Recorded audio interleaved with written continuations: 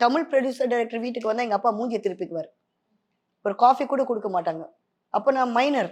So daddy தான் பேசும்போது அவங்க கிட்ட கொஞ்சம் ஹார்ஷா பேசுவாரு, ரஃப்பா பேசுவாரு. அவங்க போயிடுவாங்க. அதுவே மலையாள ப்ரொடியூசர் வந்தாக்கா நான் சொல்லிட்டேன் ஸ்கூல் போமாட்டேன்.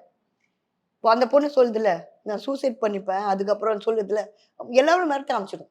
பேரண்ட்ஸ் ரொம்ப புடிச்சா எல்லாரும் தான் மிரட்டுறோம். நானும் தான் சொன்னேன். அப்பா நான் பரீட்சை எழுத மாட்டேன். சினிமால நடிக்க நீங்க பெர்மிஷன் குடுத்தீங்க, அப்ப பரீட்சை எழுதுறேன். டாடி சொல்லிட்டாங்க, "இல்ல நீ ஹாலிடேஸ்ல வந்து போய் நடி. மத்த நேரத்துல படி. ஸ்கூலுக்கு லீவ் போட விடமாட்டேன் daddy." Okay that was a deal. Okay, okay. அது மட்டும் இல்ல கிளாமரா நடிக்கக்கூடாது. இந்த மாரி டாடி தான் செலக்ட் பண்ணுவேன் படம். அத மட்டும் தான் நடிக்கணும். அண்ட் டாடி கான்சன்ட்ரேட் பண்ணது ஃபுல்லா மலையாளம். ஏன்னா தமிழ்நாட்டுல தெரியக்கூடாது நான் நடிகைன்னு. அதுதான் பிரச்சனை. அது இன்ன வரைக்கும் எனக்கு இருக்குங்க.